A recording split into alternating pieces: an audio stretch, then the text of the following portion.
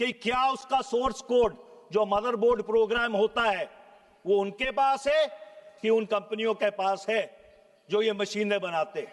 जितने भी by election हुए हैं वहां पर वोट चोरी अध्यक्ष नहीं हुई, वोट डकैती हुई है। अरे आप ईवीएम के बजाय आप बूथ लूटने का उपाय चाहते हैं। बैलेट जो था वो बूथ लूटने का। स्वागत है आपका द पब्लिक नोट में। सवाल जो जनता नोट करे। आज सबसे खुशी की बात यह है कि आज संसद की कार्रवाई चली।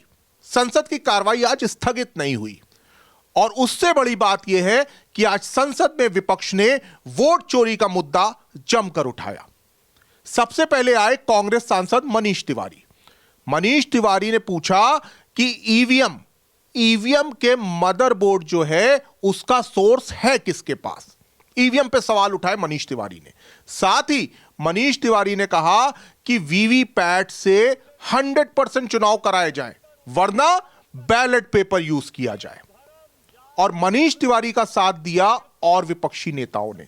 अखिलेश यादव ने भी उनका साथ दिया और अखिलेश यादव तो एक कदम और आगे निकल गए। अखिलेश यादव ने कुछ किस्से भी सुनाए और कैसे वोट चोरी का आरोप लगाया वो आपको बाद में बताएंगे। पहले आप सुनिए मनीष तिवारी ने क्या कहा। मैंने ये पूछा था इस सदन में, आप आसन पे थे अध्यक्ष जी, कि ये ईवीएम का सोर्स कोड किसके पास है। ये ईवीएम का जो सोर्स कोड है ये क्या उन कंपनियों के पास है जो ईवीएम बनाती हैं कि ये चुनाव आयोग के पास है। Who has the source code of these EVMs? I did not receive an answer that day. I have not received an answer till now. और मैं आज आपके माध्यम से पूछना चाहता हूं कि सरकार को चुनाव आयोग से यह बात पूछकर हम लोगों को बतानी चाहिए कि क्या उसका सोर्स कोड जो मदरबोर्ड प्रोग्राम होता है वो उनके पास है कि उन कंपनियों के पास है जो ये मशीनें बनाते हैं। और मैं अध्यक्ष जी बहुत जिम्मेदारी से यह बात कह रहा हूं कि इसका ये जो लोगों में आशंका है इसको हल करने के दो ही तरीके हैं। या तो 100% वीवीपैट की काउंटिंग हो, 100% वीवीपैट की काउंटिंग हो, और या जो उससे बढ़िया सलूशन है कि हमको पेपर बैलेट पे वापस चला जाना चाहिए। मनीष तिवारी के बाद अखिलेश यादव आए। अखिलेश यादव ने कुछ किस्से सुनाने चाहे बाई इलेक्शन की कि कैसे वोट चोरी हुआ। हालांकि जो सभापति हैं उन्होंने टोका भी उनको कि बाई इलेक्शन की बात अभी हम नहीं कर रहे हैं, लेकिन उन्होंने कहा कि नहीं, बिना उदाहरण के नहीं बताऊंगा कि वोट चोरी कैसे हो रही है। उन्होंने कुछ उदाहरण भी बताए और उसके बाद बड़ी बात कह दी कि वोट चोरी नहीं, वोट डकैती हुई है। पहले उन्होंने क्या किस्सा सुनाया वो सुन लीजिए आप। एक और मैं उदाहरण देना चाहता हूं, फरक्काबाद का चुनाव लोकसभा का। हालांकि और लोकसभा के चुनाव को मैं नहीं कहूंगा, लेकिन फरक्काबाद का लोकसभा का चुनाव जो पिछली बार 2024 में बड़े करीब से मैंने देखा।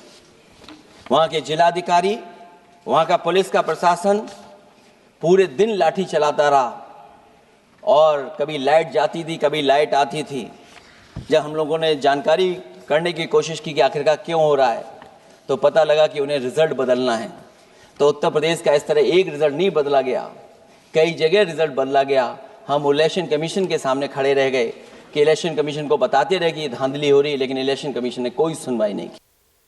तो सुना आपने अखिलेश यादव का आरोप। अब इसके बाद अखिलेश यादव ने ना सिर्फ यह आरोप लगाया कि वोट चोरी नहीं बल्कि वोट डकैती हुई है, बल्कि बीजेपी को एक चैलेंज भी कर दिया। क्या कहा अखिलेश यादव ने, सुनिए। ये केवल लोकसभा में नहीं, मैं फिर लौट करके आता हूं, जितने भी बाई इलेक्शन हुए हैं वहां पर वोट चोरी अध्यक्ष नहीं हुई, वोट डकैती हुई है। जहां जहां आप लोग जीते हो बाई इलेक्शन में, अभी 27 भी आने वाला है, अगर एक भी लोग वो जो विधानसभा आप जीत करके दिखा देना, मैं on the floor of house कह रहा हूं अध्यक्ष महोदय, अगर निष्पक्ष चुनाव होगा तो एक भी भारतीय जनता पार्टी वहां पर सीट नहीं जीतने वाली है। अच्छा, अखिलेश यादव आज बहुत गुस्से में थे और उन्होंने अपना गुस्सा मीडिया और सोशल मीडिया पर भी निकाला। अखिलेश यादव ने कहा कि मीडिया में हमें तो जगह ही नहीं मिलती और सभापति जी से रिक्वेस्ट की कि हमको जगह दिला दिया करिए। साथ ही उन्होंने सोशल मीडिया पर निगेटिविटी का आरोप लगाया क्या बोला अखिलेश यादव ने, आप सुनिए। फिर तीसरा, हम चाहते हैं कि मीडिया का जो रोल है चुनाव में, कुछ बात हम लोगों को समझ में नहीं आती। हमारे जो गरीब मतदाता हैं वो कभी कभी अध्यक्ष महोदय हमसे पूछते हैं कि आप तो टीवी पे आते हैं और चले जाते हैं, कुछ लोग टीवी पे आते हैं फिर जाते ही नहीं हैं, ये कारण क्या है? अगर इलेक्शन के समय पर हम पॉलिटिकल पार्टीज को स्पेस अगर बराबर नहीं मिलेगा तो शायद चुनाव निष्पक्ष नहीं होंगे। इसलिए अध्यक्ष महोदय, आपके माध्यम से मेरा सुझाव ये भी है कि चाहे वो प्राइवेट हो चाहे सरकारी हो, मीडिया में बराबर का कहीं ना कहीं हम लोगों को भी स्पेस मिलना चाहिए। इधर एक नई चीज है, नया जमाना है, तो नई चीज है सोशल मीडिया। पहली बार देखने को मिल रहा है कि जहां पर इमेज बनाने के लिए पैसा नहीं खर्च किया जा रहा अध्यक्ष महोदय, दूसरे की इमेज कैसे खराब की जाए उसके लिए पैसा खर्च किया जाता है।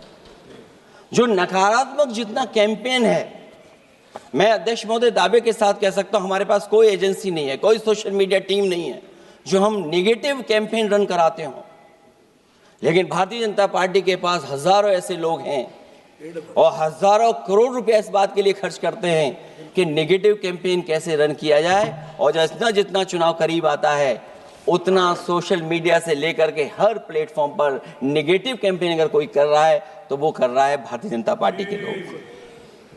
अच्छा, विपक्ष के जो आरोप थे उनका जवाब भी दिया सरकार ने, और करारा जवाब दिया। ललन सिंह जो पंचायती राज मंत्री हैं, उन्होंने सवाल किया, उन्होंने पूछा कि भाई एसआईआर का मुद्दा तो सुप्रीम कोर्ट में उठ चुका है, वहां बहस हो चुकी है, और मनीष तिवारी हैं, वो तो वरिष्ठ वकील हैं, वो वहां पे वो मुद्दा क्यों नहीं उठाते? अब संसद में वो मुद्दा उठाने का क्या मतलब है? ललन सिंह ने सवाल किया कि जब मनमोहन सिंह की सरकार 10 साल तक ईवीएम से चली है, जब ईवीएम से वोट डले थे, तब कोई दिक्कत क्यों नहीं हुई, अब क्यों दिक्कत हो रही है? ललन सिंह ने सवाल किया कि बैलेट पेपर की मांग करके क्या आप फिर से बूथ कैप्चरिंग कल्चर लाना चाहते हैं? क्या क्या सवाल किए सरकार ने और कैसे विपक्ष को घेरा, आप सुनिए। 11 विकल्प में आपको एक विकल्प भी दे सकते थे, यह चुनाव आयोग का दायित्व है। और फिर आप एसआईआर पर चर्चा कर रहे हैं, एसआईआर पर तो सारा मामला सुप्रीम कोर्ट में बहस हो चुका, तो फिर यहां काहे के लिए बहस कर रहे हैं? आप मनीष तिवारी जी वरिष्ठ अधिवक्ता है, सुप्रीम कोर्ट में वो सारा तर्क आप जाके रखते, लेकिन नहीं किया आपने। आप एसआईआर का चर्चा कर रहे हैं, आप ईवीएम का सवाल उठा रहे हैं। Electric voting machine, electronic voting machine, जरा मनीष तिवारी जी को यह भी बताना चाहिए था कि डॉक्टर मनमोहन सिंह 10 वर्षों तक इस देश के प्रधानमंत्री रहे। किस चुनाव प्रणाली से वो जीत कर यहां आए थे और यूपीए की सरकार में, संसद में सरकार चला रहे थे 10 वर्षों तक? इसी ईवीएम प्रणाली से, इसी ईवीएम प्रणाली से। आप अगर 10 साल तक सरकार चला लिए, आपको अगर 10 साल तक बिहार देश की जनता ने आपको अगर सत्ता में बैठा दिया तो ईवीएम ठीक है, और लगातार प्रयास करने के बाद भी आपको जनता स्वीकार नहीं कर रही है तो ईवीएम गलत है। अरे आप ईवीएम के बजाय आप बूथ लूटने का उपाय चाहते हैं। बैलेट जो था वो बूथ लूटने का हथकंडा था, जिसको चुनाव आयोग ने और इस देश की चुनाव प्रणाली से हटा दिया गया, और यह एक सही निर्णय था निष्पक्ष चुनाव कराने की दिशा में। तो सुना आपने। देखिए, बिहार में वोट चोरी का मुद्दा तो नहीं चला, विपक्ष की करारी हार हुई। अब संसद में वोट चोरी का मुद्दा उठाकर विपक्ष क्या हासिल करना चाहता है, यह तो वही जानता होगा। लेकिन 100 बात की एक बात, सरकार बनाने के लिए, चुनाव जीतने के लिए आपको जनता के बीच में हमेशा रहना पड़ता है, जनता की समस्याएं हमेशा सुननी पड़ती हैं। सिर्फ आरोप लगा देने से सरकार नहीं बनती।